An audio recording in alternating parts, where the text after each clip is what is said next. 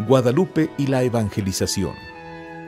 En la región de América, antes de su descubrimiento, existían muchos grupos humanos con diferentes características que les impedían ser un solo pueblo o nación. Algunas características que los diferenciaban eran la lengua, ya que en el territorio que hoy ocupa México y Centroamérica habían más de 83 lenguas diferentes, lo cual impedía la comunicación y unificación entre ellos. También el número de habitantes y la diversidad de poblaciones que los españoles encontraron es difícil de conocer. Sin embargo, de acuerdo a investigaciones arqueológicas, se estima que habían entre 15 y 25 millones de habitantes agrupados en una gran diversidad de pueblos con diferentes costumbres, religión y cultura. Los diferentes grupos tenían diferentes dioses y en general eran politeístas. A algunos de los dioses les ofrecían sacrificios humanos, como lo describen los principales historiadores de la época. En parte por estas diferencias y por su forma particular de ser, se encontraban en guerras continuas unos contra otros y sometimiento y dominio de unos a otros. La llegada de los españoles es una cultura más que se suma a las múltiples existentes que viene a dificultar la unidad en la región. Una de las motivaciones de los conquistadores era transmitir la fe cristiana a más almas. Así lo expresan en diferentes documentos Carlos V, Hernán Cortés y Felipe II, entre otros.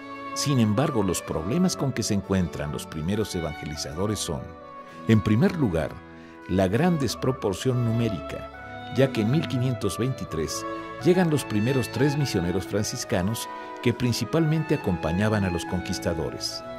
Y es Fray Pedro de Gante quien realiza la primera gran labor de educación y evangelización con los nativos.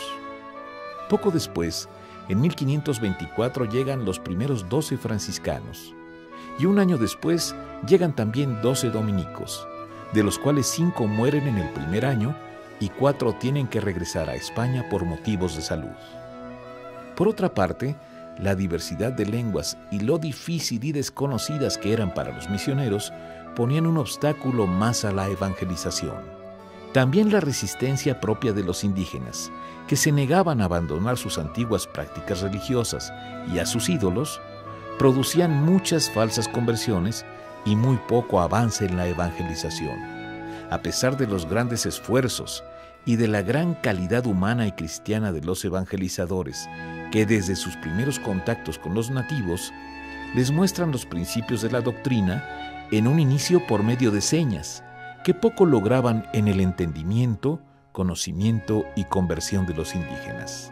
En medio de esa resistencia pasiva a la evangelización, se aparece Nuestra Señora de Guadalupe al indio Juan Diego, provocando una aceptación generalizada al mensaje cristiano y una conversión masiva de los indígenas, a quienes les decía mucho la persona y la vestimenta de la Señora del Cielo. Posteriormente, los mismos españoles la aceptan, aunque al principio se resistían por no querer contaminar el anuncio cristiano con los elementos indígenas, lo cual consideraban un sincretismo indebido, puesto que hasta ese momento se habían esforzado en desterrar todo vestigio de las religiones anteriores. La presencia de Nuestra Señora de Guadalupe permite una real conversión en gran número de los naturales, permitiendo la unificación de los diferentes pobladores y el nacimiento de una gran nación que es México.